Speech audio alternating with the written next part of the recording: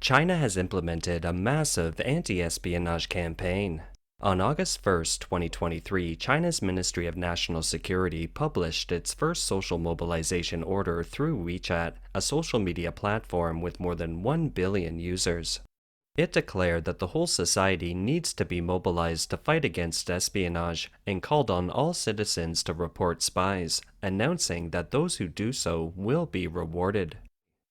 隐蔽战线上的较量从来没有停止，间谍就隐藏在我们的身边，严重危及国家安全。而当前100年未有之大变局加速演进，传统安全威胁与非传统安全威胁相互交织，反间谍领域对敌斗争形势极为严峻，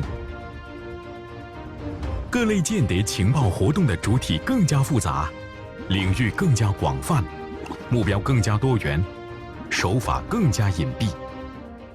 At a time when the entire society is mobilized to catch spies, people have unexpectedly discovered that senior officials within the Red system are the real spies. According to a report by Voice of America on August 29th, a senior general in the Chinese military exposed in a seemingly closed-door meeting a number of high-ranked official espionage cases that weren't publicly announced. They included second-generation Reds and diplomatic envoys. Some worked simultaneously for 5 foreign intelligence services, and some were already secretly executed. Let's look at case number 1. Tong Daning was a former director of the Office of the China Social Security Foundation. He was taken into custody on February 21, 2004, on suspicion of espionage. He was officially arrested on March 26, 2004, and executed on March 23, 2006.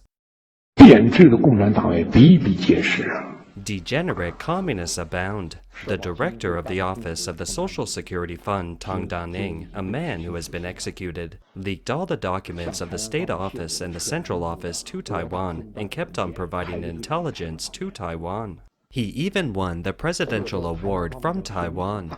Because of his disclosure of the change of RMB exchange rate, Taiwan avoided a loss of 200 billion new Taiwan dollars, or over 6.2 billion US dollars today.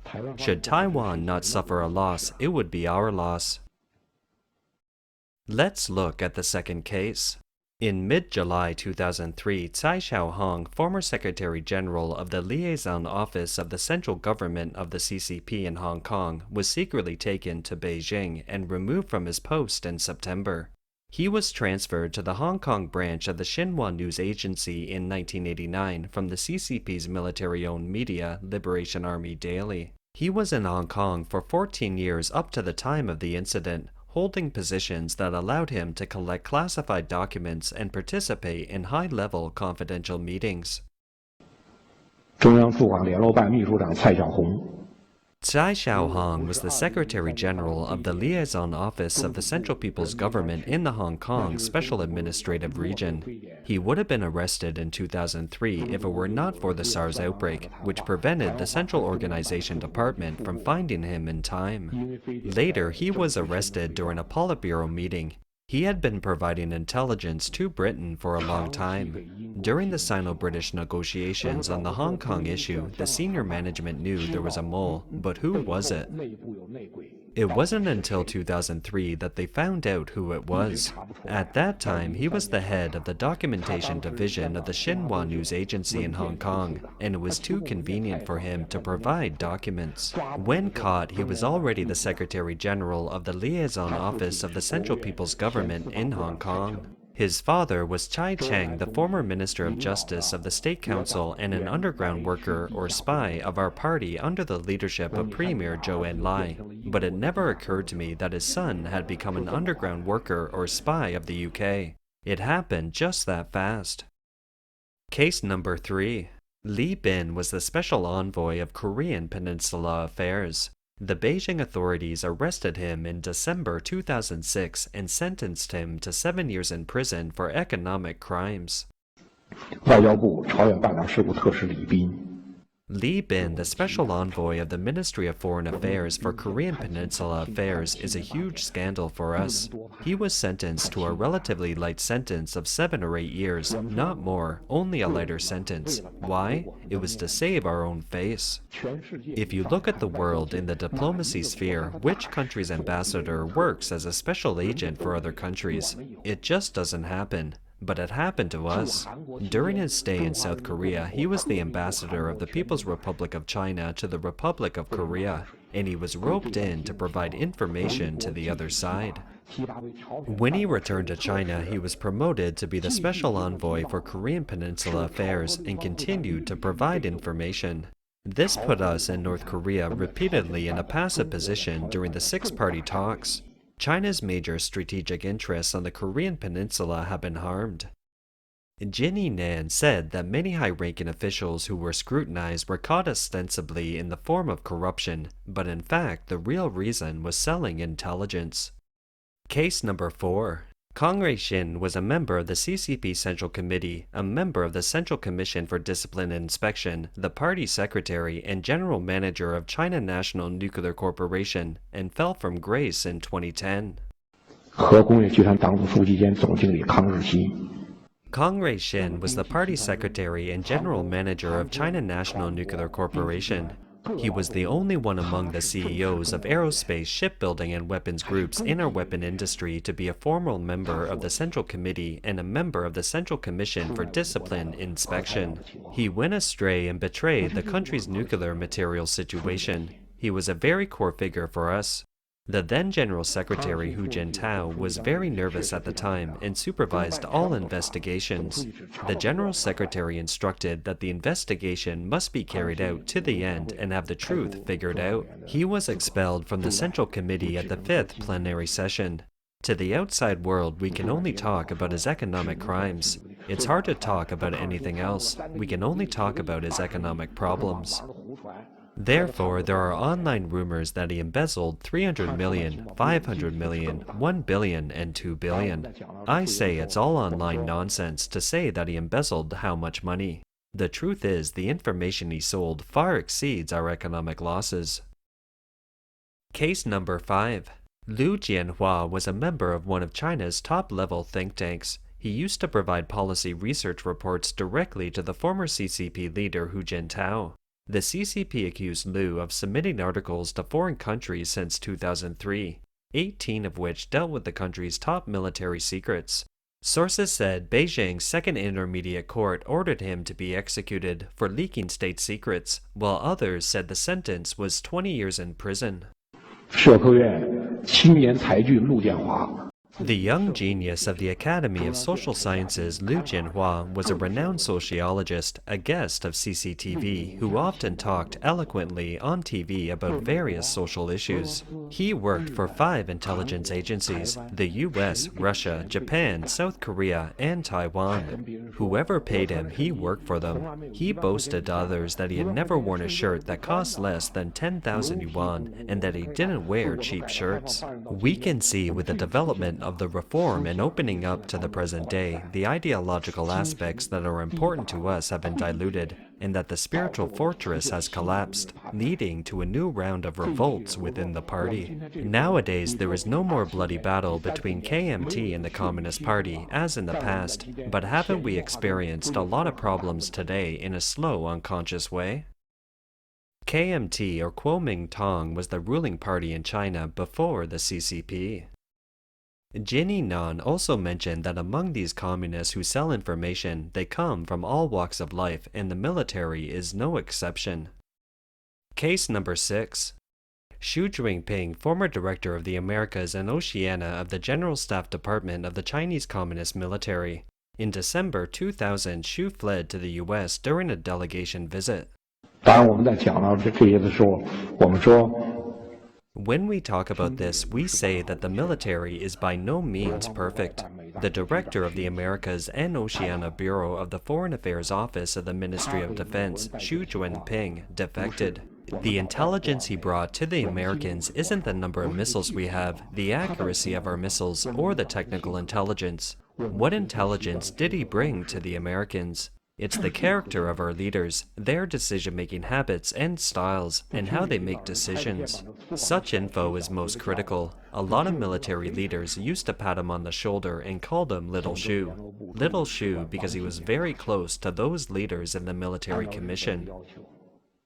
Senior Colonel Wang Qingjian of the Liaison Department of the General Political Department of the Embassy in Japan, in accordance with the Japanese requirements, regularly opened the windows to let in Japanese remote detection equipment and also installed bugs in the ambassadors' and military officers' offices. The former deputy director of the Air Force magazine, Colonel Jiaxi Qing, failed to make it as the director of the Air Force Training Department. He wasn't even the deputy director, not to mention to make it as the director of the training department. He was transferred to the magazine to be the deputy director. He became disgruntled and started to sell intelligence. He hid the intelligence in the chip, inserted it in his anus, and traveled out of the country several times a month to hand over the information. Public information shows that Jin Yinan, born in 1952, is an expert on military issues and a major general. He used to be the director of the Institute of Strategic Studies at the National Defense University. At the end of the video, he talked about a Japanese case in particular, saying that he admired the temperament of the Japanese people. Why are there always traitors in China? It's a nightmare that has never left us. We woke up and this phenomena is still with us now. I say it's a matter of national temperament. Look at the temperament of the Japanese. In 2005, a staff member of the Japanese consulate in Shanghai was caught by us visiting a brothel in Shanghai. 3 days after returning home, he hanged himself. He was unwilling to do what the Chinese told him to do. He was so ashamed of himself, he couldn't face his country, Japan. He was too ashamed that he chose the path of ending his own life. Our own people, you see, will only submit to others and do their biddings. Just as the Anti-Espionage Act came into effect on July 1, 2023, Chongqing, Sichuan province was the first in the country to introduce local regulations related to the Anti-Espionage Act on September 1st. The local regulations are more specific than the amended anti-espionage law, including strict scrutiny of overseas exchanges and trips arranged by local entities in Chongqing. It also requires political security plans to be formulated by organizations and personnel stationed in foreign countries. In addition to the widespread dissemination of anti-espionage content in the media, security precautions are required to be incorporated into civil service training and school curriculum. Even the city's courier service is required to undergo national security checks before it's allowed to operate. So what do the people of Chongqing think of these regulations? Mr. Zhang, a resident of Chongqing, told Free Asia, "When I heard the news, I immediately texted to the city government. I said, first arrest Xu Jiayin, the president of Evergrande. If there were spies, Xu Jiayin would undoubtedly be the greatest spy of them all. He has stolen 2 trillion yuan, or $270 billion US from us. If such a major spy couldn't be identified from the top to the bottom, who should be held responsible?" Why is China suddenly going around catching spies? I think it's still related to the regime of Xi Jinping. Xi's insecurity about himself, about the regime of the Communist Party. That's the most important reason. That's why the entire society is mobilized to catch spies. That's how he has allowed these state security secret agents and public security officers to get to the top positions. What's more, we can predict that in the future this kind of situation will only get worse. Nowadays, the personnel who return to China from overseas have become the target of close surveillance. I have encountered too many such cases because of my professional connections. Some people stayed overseas for a period of time. When they returned to China, they were scrutinized from the time they entered the customs. They were repeatedly asked to confess. They had to answer questions like, "Why did you stay overseas for such a long time and didn't return to China?" It was because of the epidemic lockdown. I'm Chinese and you wouldn't let me go home, all right? They became speechless. But then, people from the street offices would come to inquire.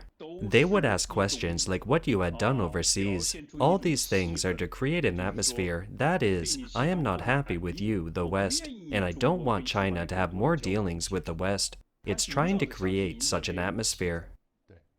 Another story broke online. A peddler who sells cell phone protectors claimed that he had caught 3 spies within a few months of being in business. Now, China's public security is teaching the public how to spot real spies. I feel creeped out a little. Why? I saw a police training material where the police were saying, how do you spot a spy? What is the probability of someone being a spy? The most important thing to remember is that this person likes to talk. He or she seems knowledgeable of history, economics, and culture. In such cases, he or she is very likely to be a spy. Hu Xijin, the former editor-in-chief of China's media Global Times, is surely the first American spy. He is a frequent speaker on politics, economics, and culture. Most of the web celebrities in China seem to be spies. So, if you continue to think along this line, aren't many CCP officials like that too? According to this logic, if the police are trained in this way, if they give away 500,000 RMB or about $70,000 US for reporting a spy, what will happen to this country?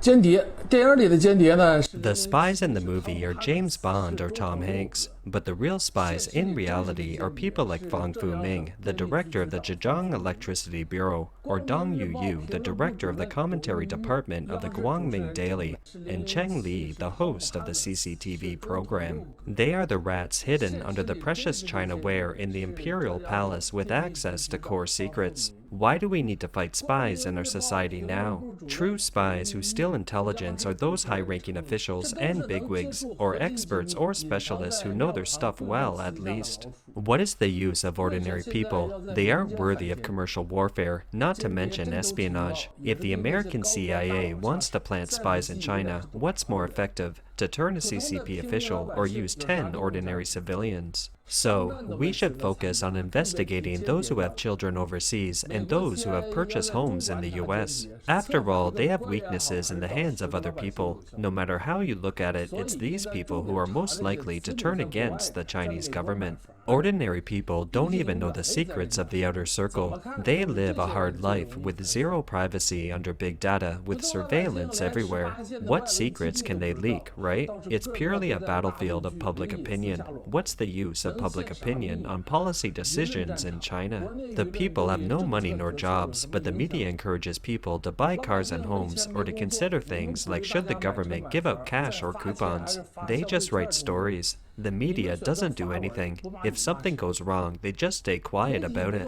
The journalism industry exists in name only. Although they have their own territories and set their own rules, they still manage to get into trouble. It should be purely a matter of competence, so stop pinning it on the secret war front. In addition to catching spies nationwide, recently the National People's Congress of China publicly solicited opinions from the public on the Public Security Management Punishment Law revised draft.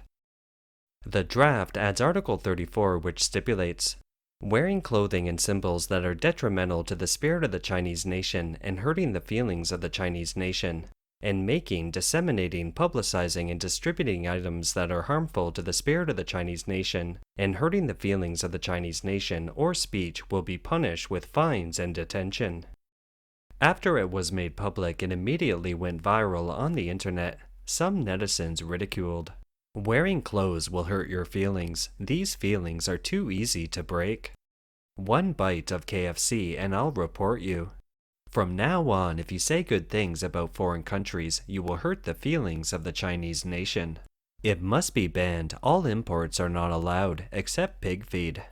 Laws will probably be used to label them as traitors and rebels.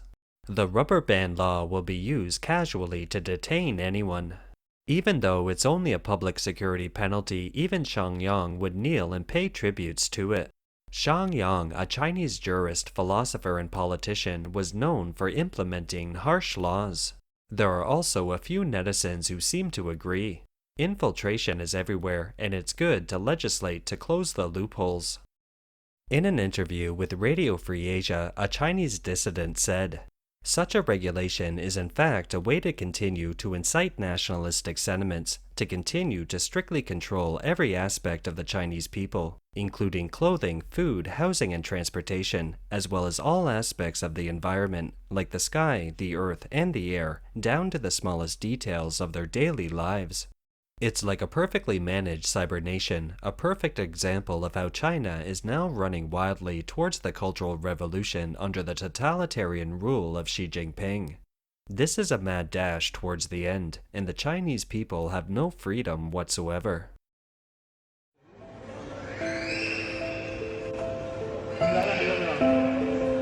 不要。